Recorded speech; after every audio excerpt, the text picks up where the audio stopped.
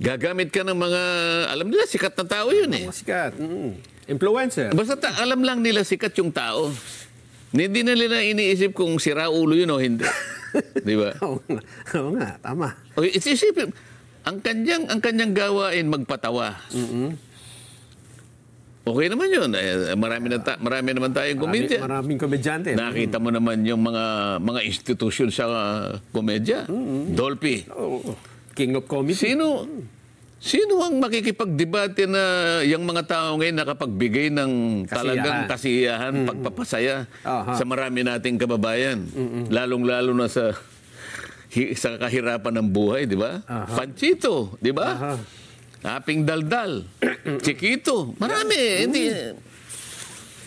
Pagpapasaya, isang lehitimong gawain, isang lehitimong profesyon. At talaga namang kailangan ng isang lipunan. Alam nga naman, puro lang tayo kalungkutan naman. Hindi naman pa pwede yun. Wala bang, di ba? Oo. Pero kapag gumawa ka ng isang bagay, pinilit mong magpatawa, para alipustahin mo ang kapwa mo. At the expense of others. Di ba? Pangalipusta, panlalait. Nasa tamang pag-iisip ba yung tao na yun, Nelson? Parang binanggit nyo kanina, parang Pareto. Ikaw lang sumaya. Pero yung isa ay pinalungkot mo. Hindi, malayo ang Pareto ron eh. Meron doktrina pa yun, kaya ayoko na lang palawakin.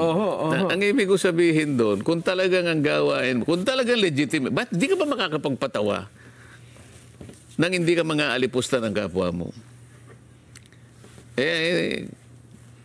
Siguro pwedeng tanungin eh.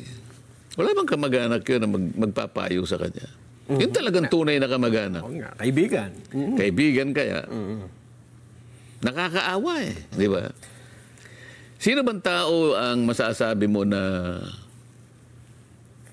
walang kapintasan? Lahat naman ng tao. Tama naman. Pero huwag mong gagawing katatawanan yun eh. Lalong-lalo na ikaw ang pinakamaraming kapintasan. Halimbawa. Sa bagay, siya nga, may problema sa sarili niya eh. Hindi niya malaman kung lalaki siya o babae siya.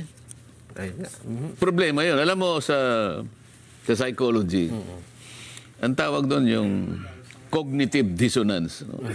Marami tayong masasabing doktrina eh. Ang katapus-tapusan lang yan eh, dapat para ang ating bansa ay maging progreso. No? Lahat tayo. Ano man ang profesyon natin, magpakasigasig tayo, magpakasipag tayo.